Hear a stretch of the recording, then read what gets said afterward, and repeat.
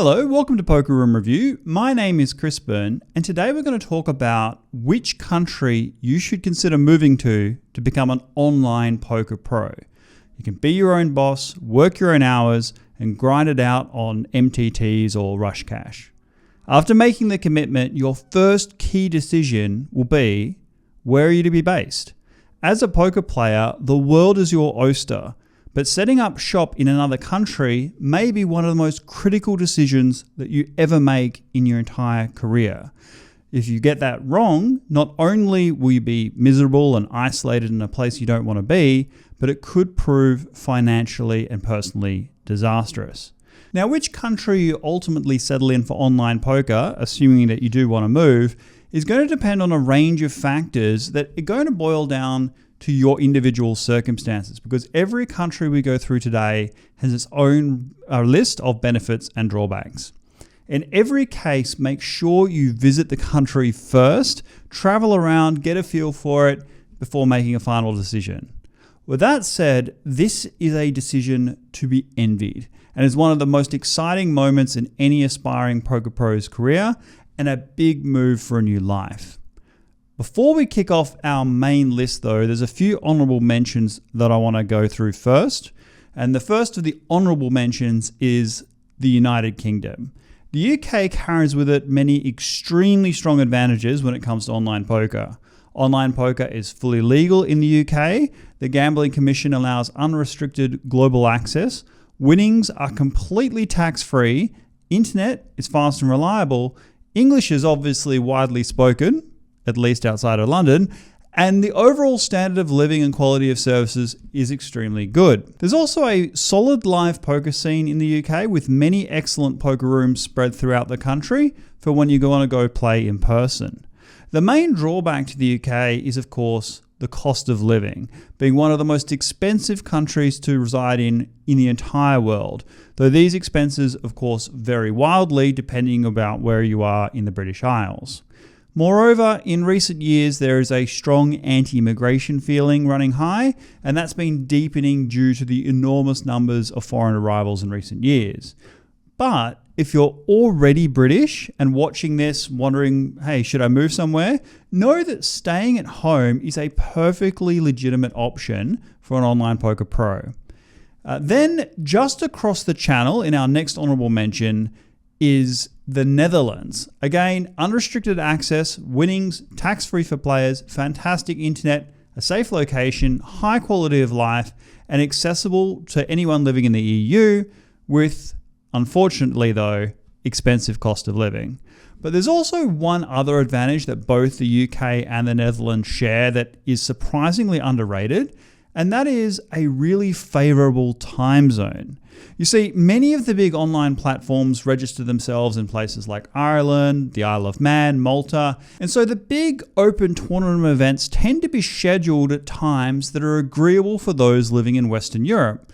Unlike for me playing in the Philippines, where I have to get up at 1 a.m. on a Monday morning if I want to play the Sunday events. And one final honourable mention are those states within the United States that have geo-locked online poker ecosystems. So for example, the state of New Jersey. Definitely a first option to consider for relocating domestically if you're an American, where fields are generally softer because you're not competing with pros on a global scale. I've left the US off the main list though, because at the time of recording, online poker has yet to be fully legalized at the federal level. Okay, so now for the official best countries to consider moving to if you want to be an online poker pro in 2026. But in no particular order, we're going to start off with a country we've already mentioned, and that is Malta. Malta is a majestic island nation located in the middle of the Mediterranean Sea. Its capital, Valletta, founded by the Knights Hospitaller, so named after their commander at the Great Siege of Malta. The weather is temperate, its Baroque limestone architecture is unique and beautiful. As for the online poker, it's fully legal via the Malta Gaming Authority with access to all EU licensed platforms. Winnings are completely tax-free for players, the internet excellent, and the area quite safe, with a thriving offline poker scene capstoned by the Battle of Malta poker series. There's also a digital nomad visa program that you may qualify for, especially if you have a related business. So for example, poker coaching. The drawbacks of Malta are the cost of living being higher than some of the other locations on the list, especially when it comes to accommodation. Population has been growing there rapidly, and that's been driving up the housing cost. And Malta is a big seasonal location with a lot of travelers, and so it can feel both overcrowded and isolating at the same time. You are in a small island in the Mediterranean Sea. Also, when you're there, check out though the island of Gozo for a much more traditional atmosphere. I really like it. It felt like a step back in time, but once again, it can feel a bit isolating. Still, if you qualify for the nomad visa or have EU citizenship, Malta offers some great possibilities with a poker-friendly time zone, particularly if you are a solid winning player at the higher stake levels and can cover the relatively high cost of living. Next, though, on our list is a much cheaper location, and that is Georgia. Georgia, the country in the Caucasus. Now, Georgia could be a personal favorite for me just for the wine alone. It is excellent. Georgia also has stunning scenery and is a seriously underrated country with dramatic seasons, a beautiful, breathtaking mountains, and excellent food.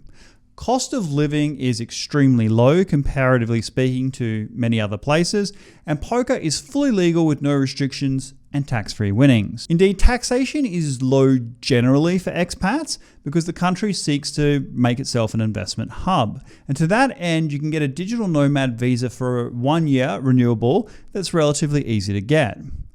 But there are two big drawbacks with Georgia. The first is the culture shock. Georgia is how most people imagine Eastern Europe to be, but isn't.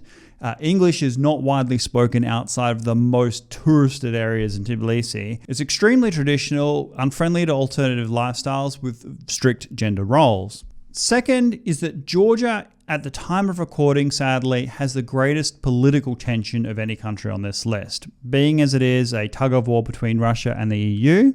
And at the time of recording, the government has sought to ban all opposition parties. Tensions are running high, and therefore policies and rules could change quite rapidly. Still, if you're keeping well away from politics and don't mind sudden changes in policy and laws and rules, then Georgia remains an excellent location to consider. One other little asterisk to that, though, is that Georgia is a smoking capital of the world. Almost everyone seems to smoke there everywhere. So if you are a smoker, that's going to be fine. But if you're not, just keep in mind that you're not really going to be able to escape it very easily. All that said, I'd really recommend just going to visit Georgia for a holiday. It's a really exotic location and has a lot of promise, and I really hope the best for it.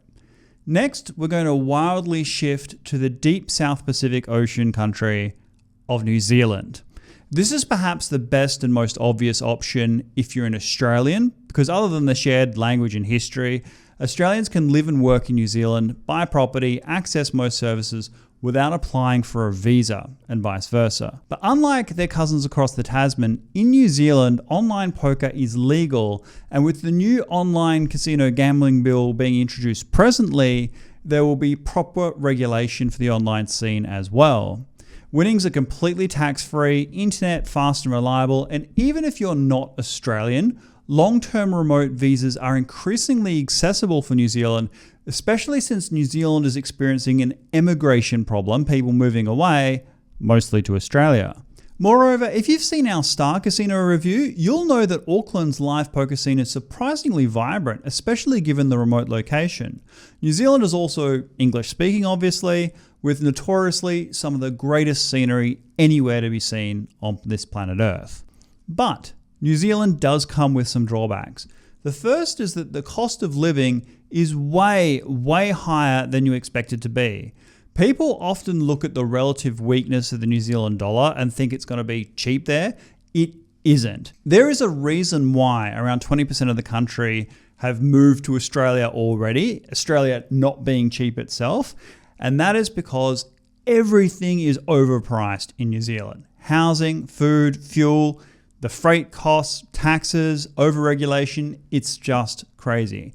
Another issue is the time zone. Being out there in the middle of the Pacific Ocean, Auckland is literally the antipode of Western Europe. So your poker playing hours are going to be conspicuously wild. Also, this leads to one last issue, and that is the emotional isolation of being in New Zealand. It's not just that New Zealand is physically remote, it does feel quite disconnected from the rest of the world while you're there. Now, for many, that might be a feature, not a bug, but just be mindful that if you're a big party animal or you really like to travel and go new places, it's hard to do when you're that far away in the Pacific.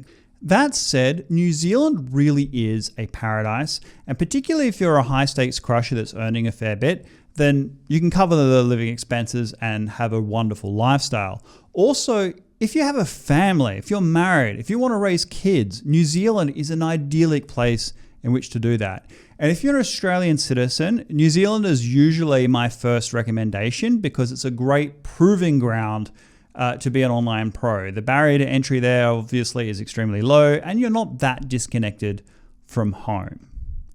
The next country I have on this list I am very familiar with and talk about a lot on the channel, and that's the Philippines. The Philippines might just be one country, but in reality, it's a collection of cultures, groups, places, environments spread over a massive 7,000 island archipelago.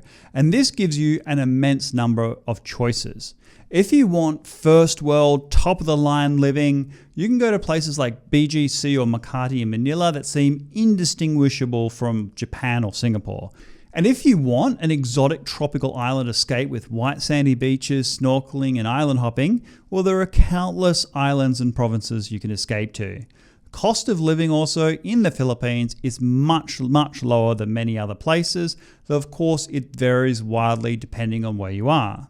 The weather is warm and humid throughout just about, but even this can be mitigated if you're up in a city like Baguio where average temperatures are a good 10 degrees lower than those on the coast. What's more, visas and visa extensions are trivially easy to get in the Philippines and you can extend them for long periods of time. Regarding the poker, online poker is fully legal and regulated by their regulator PAGCOR. There's a thriving live poker scene with many large rooms and tournaments. The internet is excellent in the major cities like Manila and Cebu, although this can of course be more tetchy in the remote provinces. One drawback to the Philippines is that there is a 20% tax on winnings over a certain amount. This sounds worse than it is though, because platforms will only apply this direct to instant win jackpots, things like bad beats. Now, if you rely on those, then that's going to really hurt. You might want to consider some other place. But if you're just a tournament grinder, you won't be penalized for winning a big tournament because you're responsible for tracking your wins and losses and paying your own taxes.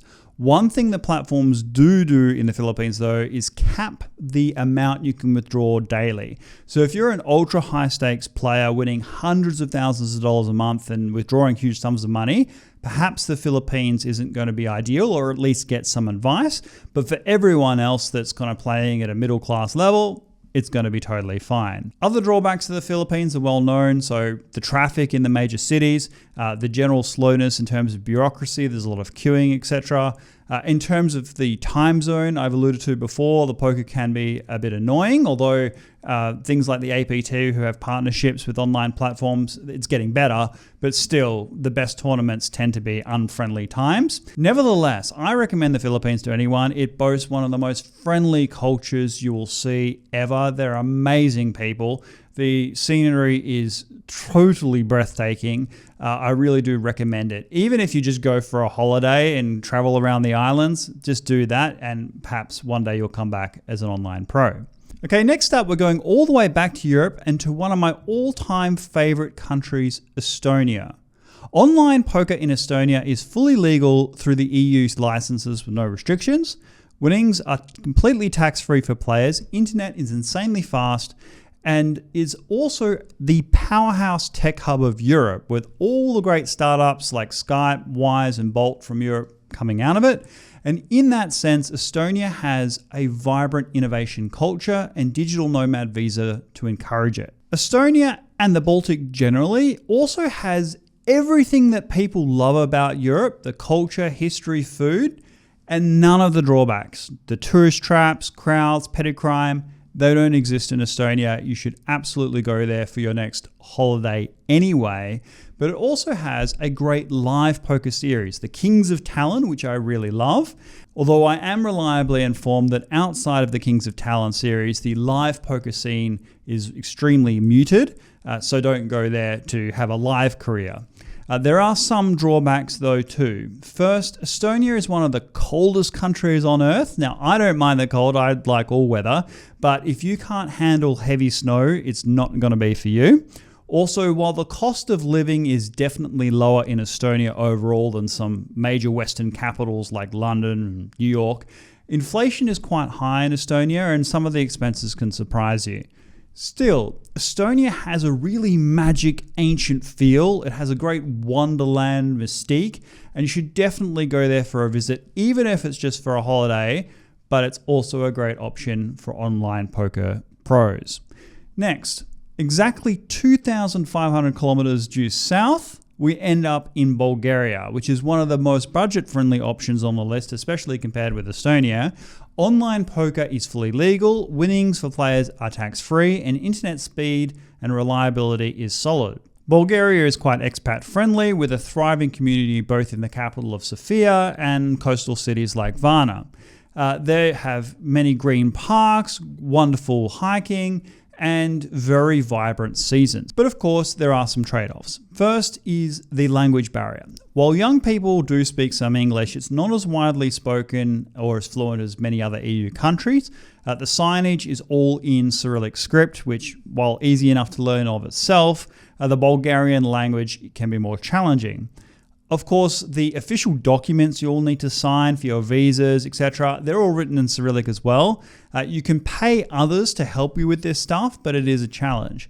Another issue is that, again with Georgia, it is the smoking capital of Europe. And so if you are a big fan of smoking, then that's great. But if you can't handle it, then just keep that in mind. Still, if you're completely untethered, a free agent, you're flexible, willing to overcome some bureaucratic friction, then Bulgaria is an excellent choice with good links across the region for travel. Okay, there's one more country I want to talk about which was going to be on this list, but I think fits better as an honorable mention, and that is Portugal.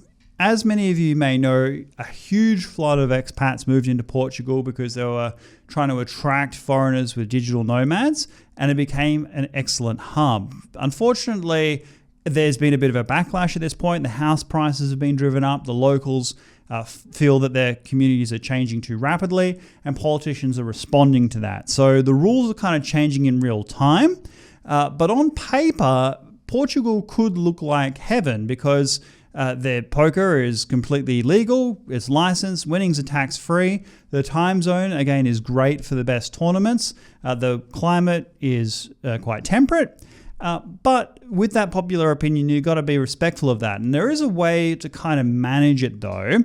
If you go to Portugal and learn the language and immerse yourself in the culture, one thing I hear again and again is that the locals do distinguish between the people that go to Portugal to embrace the country and those that go there and treat it more as an airport lounge. If you go there to really change your life, to break new ground and embrace that kind of Iberian lifestyle, then yeah, Portugal might still be a great opportunity for you. If you learn Portuguese, it's going to be so much easier for you and much more welcoming among the locals. And personally, I can totally understand. Portugal is not a huge country, and when you've got a massive influx of foreigners in a very short period of time that's pricing you out of the places that you grew up in and your grandparents grew up in, that can be a real struggle. So just keep that in mind. But if you do want to go to Portugal, just learn the language and embrace the culture and things will be great. That's my list heading into 2026. And one of the things that you may have noticed as I've going through this list, many of the countries are good for expats generally, not just for online poker. And while that's absolutely true, there are some countries that are conspicuously not on the list. So places like Singapore, United Arab Emirates, they really try and attract foreigners with attractive taxation and good business environment, but many of them ban online gambling, online poker outright. So just do your own research as well. Things that I leave in this video can change rapidly. Otherwise, do you have any other suggestions? Are you living in a country that's not from where you grew up and you moved there for the poker? What was your experience? What's it like? What are the pros and cons of going there? Leave those comments down below because I'm sure everyone would really appreciate it. And in the meantime, thank you for watching and I will see you next time.